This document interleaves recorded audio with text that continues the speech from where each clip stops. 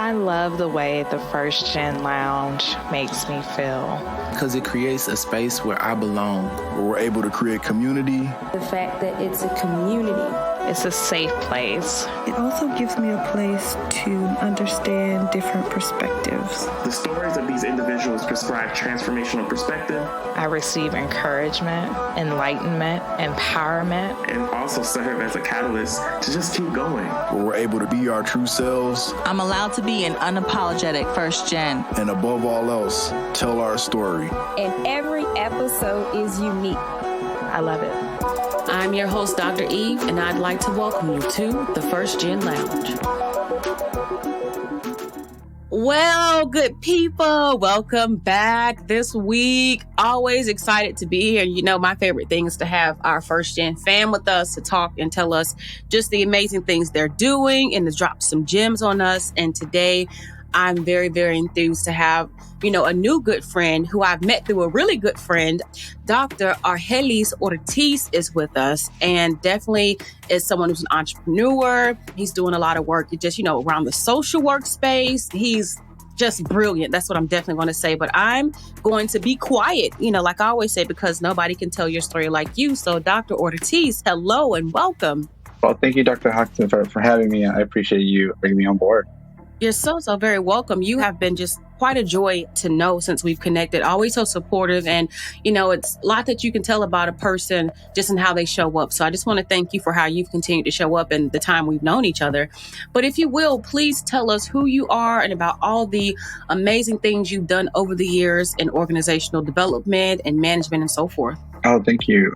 That this who you are question is always interesting, depend on the day, depend on what I just finished doing, right? But in a gist, right, I'm a first generation born Guatemaltecan American. My mother immigrated from Guatemala in the early 70s, and my dad in kind of early 70s as well, but from Mexico. So they came out here and they kind of raised their family in Boyle Heights, and that's where I grew up here in LA County.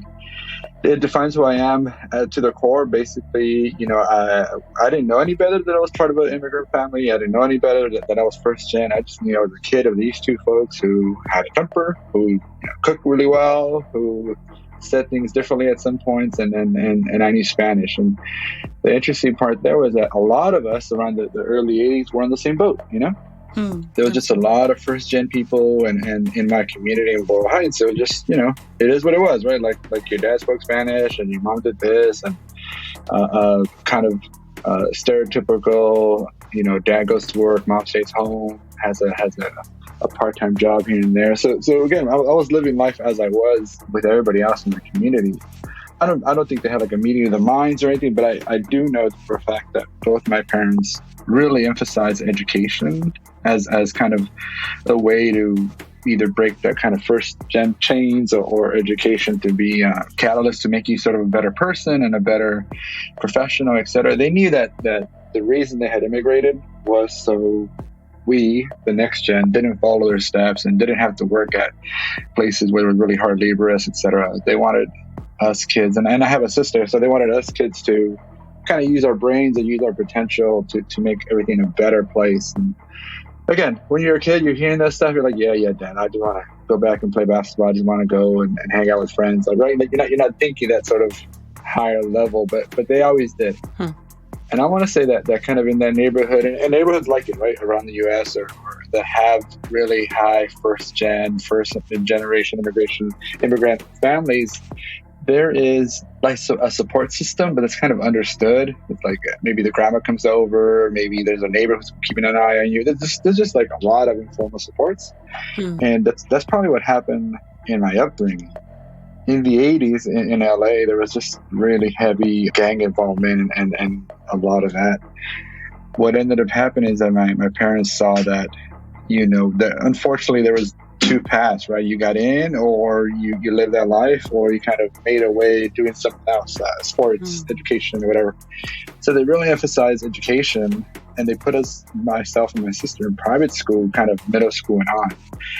I don't know if you remember your middle school years, but you basically hated everything your parents did, right? Like if they said, here's a pizza, like, no, that's not the pizza I want, or it could have been anything. But yeah, there was a lot of that sort of struggle because in my head, I was being uprooted from what I knew, right? I knew my friends, I knew kind of the school system. I was doing decent in school. I wasn't the best, but I was doing okay.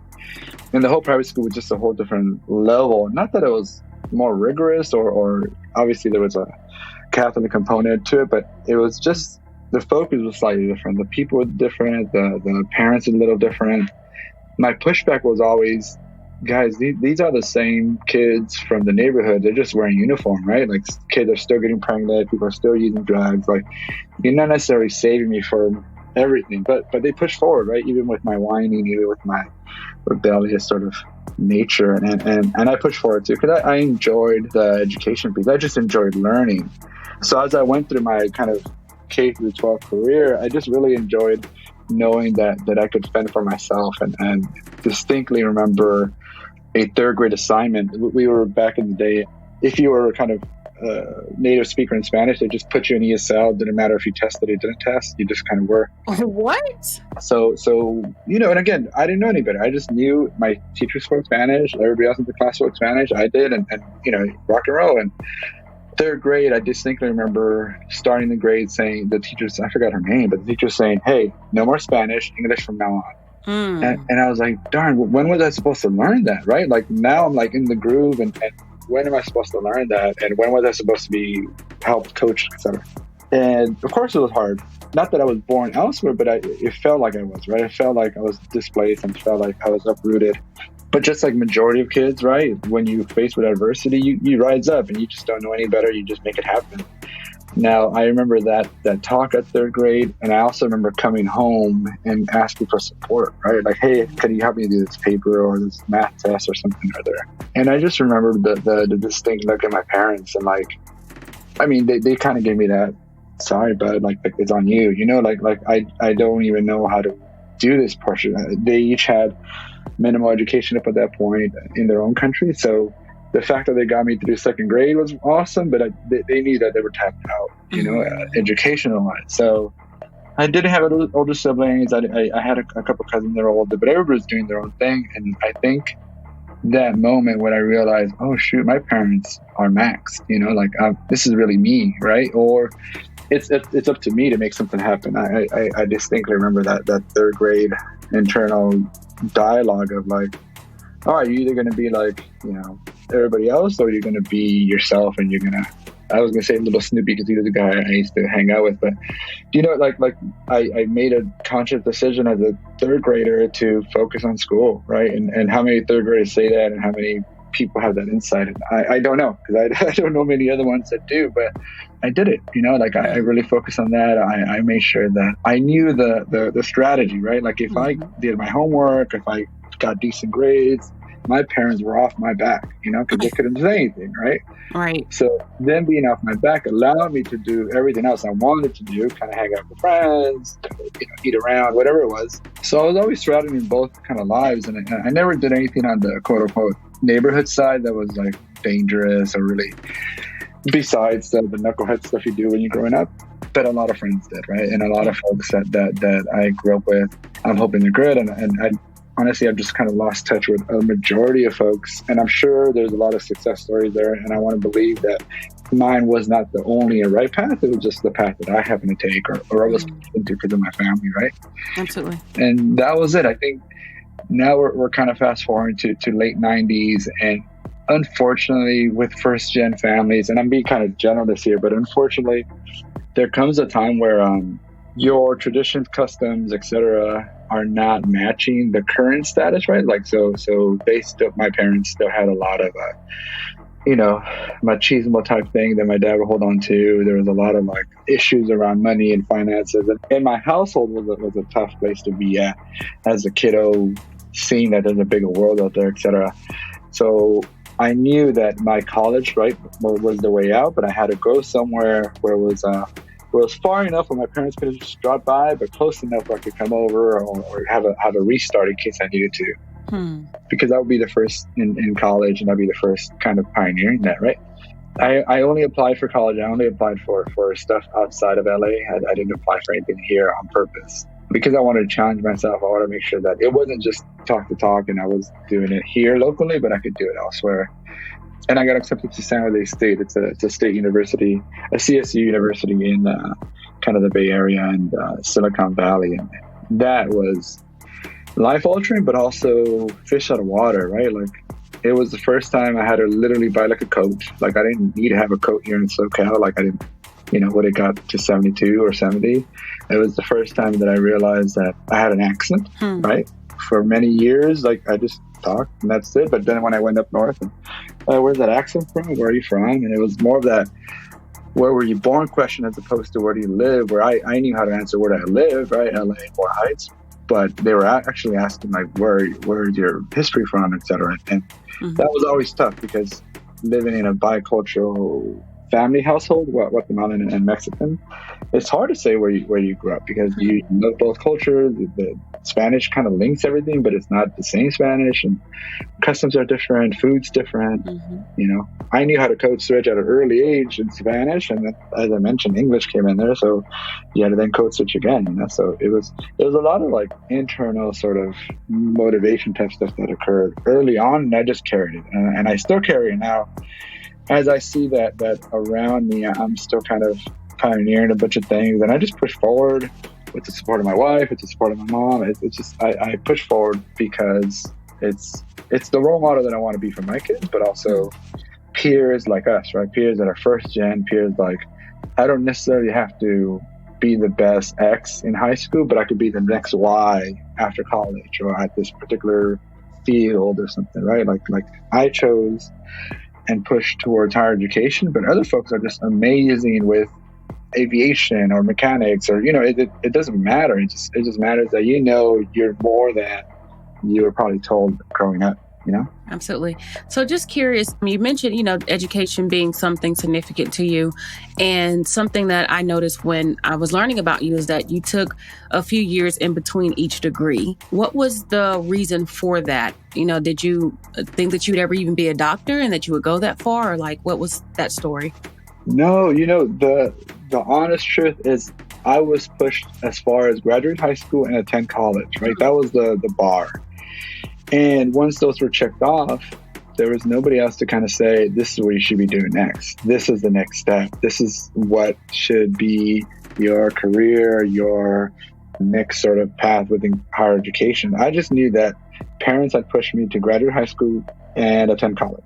I've always been the maybe it was my upbringing, but I've always been the exerciser of, you have to apply what you know, or else it's just kind of in a vacuum, right? Like you might be the brightest person in the world, but if you're not applying that or if you're not practicing it, then thanks for showing up.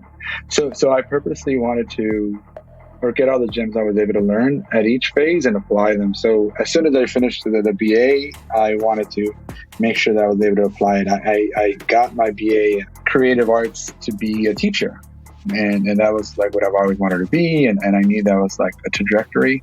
But little did I know that when I graduated with my now wife, we came back to LA, and the scene was different, right? There was a sort of recession in 2003. There was a lot of layouts happening in the district, LAUSD, and I pivoted to be in nonprofit, and I really enjoyed that because it was still teaching. It was just in a different format. It wasn't a students in front, teacher on top. It was really in the community with families. I was doing gang prevention stuff, which I really enjoyed, and being literally out there with the youth and the community was exciting. So I was purposely doing kind of these 5-year stunts in between my next degree because I wanted to apply it, and I wanted to know if the next level was even needed.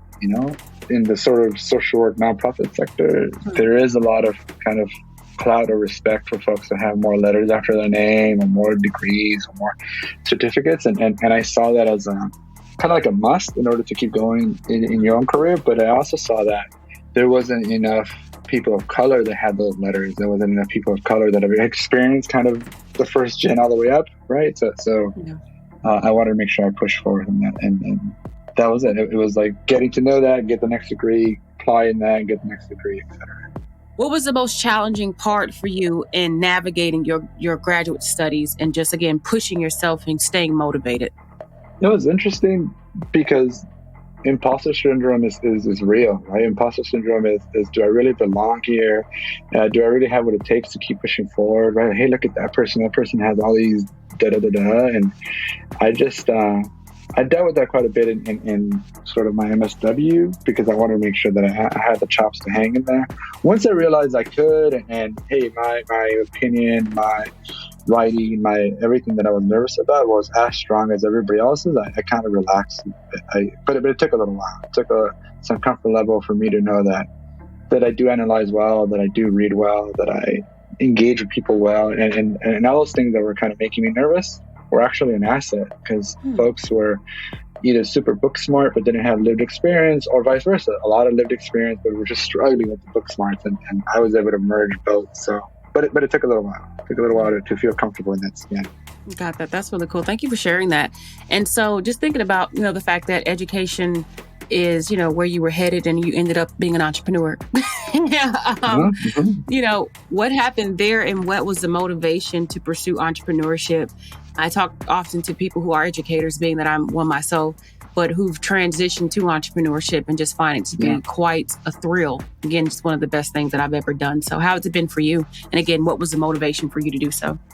Yeah, I bring it back to sort of growing up in Ball Heights and having my parents fend not just their day jobs or their side hustles, but they really made an effort to show that you could make something out of nothing, even if it was temporary or even if it was uncommon, right? So my dad, for many, many years until his passing, he was an entrepreneur because he sold kind of vegetables and eggs and stuff out of his car, and he had a truck for a while. So he was always like doing a side hustle in the mornings, or people knew him in the neighborhood really well. And it was always because he was the guy who sold the produce. And, he wasn't necessarily like a Food or one of these big mogul folks, but the way he engaged with people, the way he was able to just dissect and analyze a kid doing something and just give them like an apple or something was amazing. And I saw that as a really great tool to do something for yourself, but also know that you can make something out of nothing. My mom had similar things. She's always like cooking. She's always like selling flowers and things like that. So there was always this, you don't stop at your 9 to 5 or your kind of part-time. You have to try other things and use your assets to become better. And that's kind of what I've been doing. So lately I realized that my degrees took me so far, but my ideas were as strong, right? Like the fact that I could manage people, the fact that I could coach people, the fact that, as you get kind of further in your career, people start asking you, so how did you do this part? I'm having trouble here, right? They start asking you for some advice, and they trust your judgment because they've seen the work. And I said, well, hey, I'm losing a great opportunity here about how to monetize that, right? Like if you're asking me and I give you this great thing and you tell me there was a great support and now you're doing this, man, I just missed a few $100 there, right? I just missed how to monetize that. And I was being honest with myself, and I, just like we all start with entrepreneurship, right? You fall a whole bunch, you try, you kind of overchew and can get overwhelmed sometimes, but now I kind of got the rhythm. I've been doing kind of consulting work for 5 or 6 years, and maybe moonlighting is the wrong word, but I've always been juggling a couple of things, right? So I've always had a version of a full-time. I've always had like most recently some sort of consulting project recurring simultaneously, and then 5 years ago I began teaching in higher ed, class or two, depending on the semester. So there was always 3 hats kind of informing each other, and I really enjoyed that because my quote unquote big day job was always like in the field of social work or in the field of supporting nonprofits. And then my teaching was helping the next gen of social workers kind of be ready and prepared to go into the field. And then my consulting work was always focused on sort of small to mid-sized nonprofits that would just felt like a fish out of water. So I was always able to relate to each of those 3 really well. And I just enjoyed supporting each of those sort of sectors. That's really exciting. I mean, just to think about how it just aligns. So it was a natural progression and a natural fit for what you're doing. And that's what I tell people that I'm talking to all the time, especially members who are in my communities, that you should do something that just falls in line. Like, don't go and reinvent the wheel. Right. Like, there's already something there that's within you that you enjoy. And, if I'm an arts person, but I decide to go and to build computers because it's going to make me money, that doesn't make sense. But I want to design t-shirts or design clothes or do something with that art thing. You can still find something that allows you to have that creativity. Unless you just want to go build computers for fun, by all means, just do it. But, we don't have to, again, drive ourselves up the wall or just do things too far from what is natural to us to be successful. So thank you for sharing, again, just that journey with us. And then, you also get me to think about, what are some things you wish you knew when you started off in this entrepreneur journey? Because while you saw your dad do it, I know that you had to take, again, a different approach in forming, your business corporation and just all the legal things, that you likely weren't taught. So what do you wish you knew? What would you have done differently even? To start earlier, to be honest, right? Because I've always had the ability to do the consulting. I've always been reached out and supported orgs or people. I just thought I was doing like a favor here and there. And I only say start early, not because I would have built this whole wealth, but also I would have sort of got a lot of the cobwebs out of the way before I really focus on it now, like I'm doing with the org that we run. The other part too is that as a kid, I always knew my dad was doing some sort of small business entrepreneurial stuff. And I always mentioned, hey, it looks like that could be a permit or looks like, but because of that sort of first immigration mentality, he was like, no, that's just going to charge you so much. You're going to pay taxes. There was just a lot of misinformation that he might or might not known, right? Because he was that kind of local entrepreneur. For sure. But I did find somebody who's my business partner now, who he and I kind of began doing projects in isolation, and we support each other. But we really said 2020 was the year we were going to make it happen, right? We were going to really form this organization where we were going to take contracts together. We were going to divide the load, etc. And I think it's timing, right? Like, don't ignore people who are there to support you and be able to say, hey, I don't know all this other side of the work. Please help me out, right? Like, it's your ego getting out of the way. And I was ready 5 years ago when I connected with him to say, hey, I've been doing this loosely, but if you're able to kind of show me the ropes, I would love to connect with you. And he has. He's been a great kind of role model. He's been a great kind of support in formalizing our organization. So it's not necessarily, I wish he or somebody like that was around earlier. It's more about, I wonder if I just missed other opportunities that I was just too egocentric to see, right? Or I just wasn't ready to take up that quote unquote partnership, as opposed to I thought I had to do it on myself. I thought I had the right answers, etc. And that's real. And it's interesting because it's even in being first gens to go to college and then to start businesses, while there are things that we've seen our families do, coming to do them differently is always something. Because again, my mom had a business growing up, and I didn't think about it until later. Like, I was like, my mom was an entrepreneur. She had a business, she had a cleaning business. And I used to go with her on the weekends to help clean houses. And that was entrepreneurship. That was her way of making money. But I'm also sure that she didn't also have like the legal structures, or she didn't have the team or the assistants. So not that, it needed to even be that, because she took care of it herself. She marketed, she promoted, like she had clients. And I was really proud of her. And I'm still proud of her this day when I look back on it. So even the entrepreneur bug, it was going to bite me eventually, but I just didn't imagine myself having a cleaning business. But looking back at it, like my mom is one of my role models in that, because I'm like, she did it, and she did it without, support of others. And she did it with 3 children. And I think she did it for several years. As a matter of fact, again, it's far long, gone. But I'm thinking, I'm sure it was pretty, at least maybe 5 years, if not longer. And so just thinking about that, it's funny how our parents become entrepreneurs and they do things as a means of survival for us. And then we come back and do it in a way that's the legacy for them. So it's really cool. Just really cool in thoughts.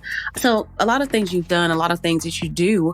And, what I'd be curious to know more about in this moment is, how do you continue to develop yourself or to invest in yourself, personally and professionally? I think it goes back to that. I know what I don't know, right?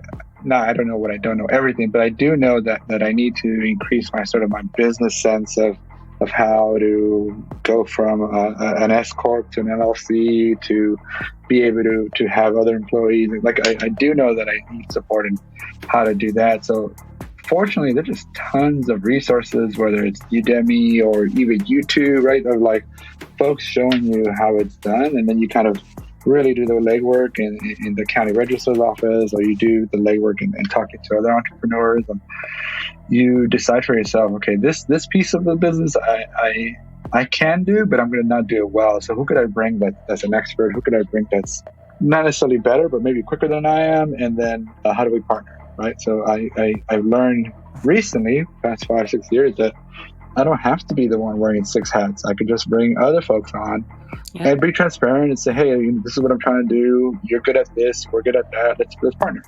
And we'll be transparent of how we divide the goods and how we divide the load. And it's worked thus far. We haven't had a roadblock where internal fighting or internal kind of decision making has happened. And I think we took our time to identify great people and great experts in their own section. And some folks want to grow as well, right? They say, hey, I'll partner with you, but I really want to know how you ended up doing this piece of this project. And I'll say, yeah, let's do it. I'll show you next time, or let's walk through how I would do it differently, right? I think being a mentor or a coach for folks is really valuable. And it doesn't always have to mean that you're at the top of that mountain. It just means that you've gone through it and like, hey, watch out with this crack over here, watch out with this pitfall, right? Like you've been there and it's kind of war proven or test proven. Huh? Absolutely. Totally agree with you on that. And, I think about the time that I've spent, on my entrepreneur path. There is always something, but I'm always open to learn from people, no matter how long they've been in business, no matter what kind of business they're in. I think that the insight that a lot of people provide is invaluable. And I just think that we can learn from folks because they're 10 and 15-year-old entrepreneurs, so how do you do it? Somebody's helping you, of course, but what then does that look like? But I do absolutely agree that having help, being able to tap into other people's talents, definitely one way to continue to evolve what you're doing, but also to help other people live their dreams too. So it's just really exciting to see. The other thing, Dr. Hassan, is that model was helping or working really well pre-pandemic, pre-year and change ago, because I could go down or I could have a phone call with so-and-so, I could visit with somebody or see them, observe them. Pandemic just kind of flipped everything on its back. What I and kind of our team decided, saying, the rulebook is out. The way people have done things for many years, not that it's obsolete, but for sure we can't be doing that way anymore, right? For example, if we do a community needs assessment, right, we would go out to community, we would have stuff at churches, or we would be doing surveying, walking, etc. You couldn't do stuff like that anymore. So with that sort of pressure became like, how do you innovate so that you don't get left out, right?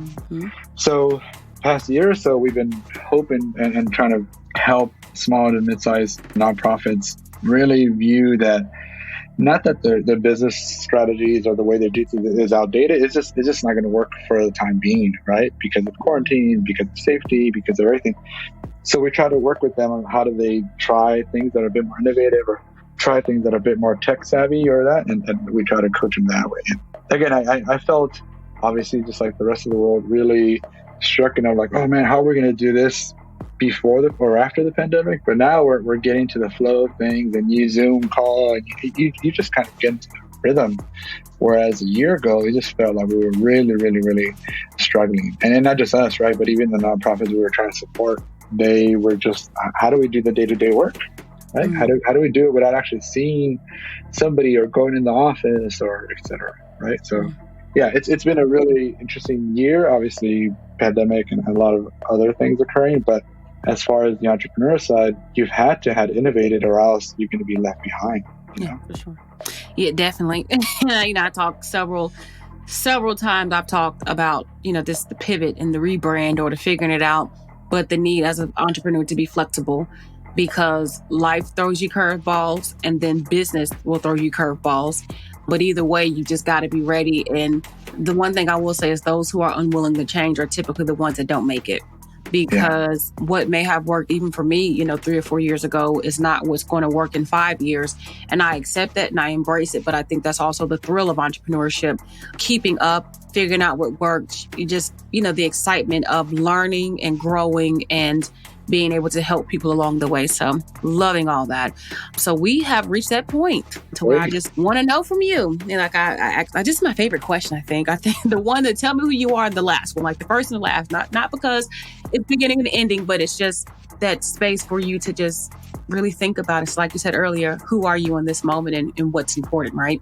So if you have any piece of advice to leave us with, a word of wisdom, a quote, something that somebody told you that we would hold with us for the rest of our lives, what would that be? I think for sure it's occurring more now than ever is as I move up some ranks, whether it's career-wise or personal or spiritual, etc., I make it a real big point to be open and transparent with others.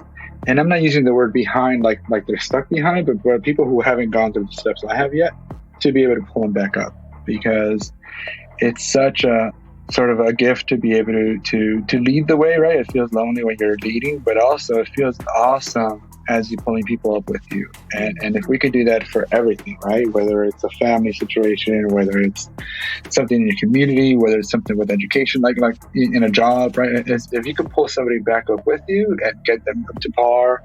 Some people can feel like they're threatened when they see them surpass, right? Like, I'm all about it, right? Like, I think I'm not the end all be all in everything. So there should be people who do better and bigger things than I do. And if I was at any point a part of that, I just feel really grateful and really honored. So please, as we all move forward, let's not forget on how to pull people back up with us. Absolutely. Nothing like that. Helping others along the way. Well, thank you so very much, Dr. Ortiz, for being here with us, for just, your wisdom, for your story, for the life that you've lived, for the barriers you've overcome, for being the example for others to be able to look at and say, I can do it too. For those of you who would like to connect, you already know what's up. Go to the show notes and go to the bottom and go click the links to be able to connect, to learn more, to make a new friend, to even hire, do all of that. Yeah. But again, we thank you for being here, Dr. Ortiz, and we wish you well on the journey. And just know that we here at the First Gen Lounge, we've got your back. Thank you, Dr. Hudson. Keep doing the good work. Thank you. Thank you so much.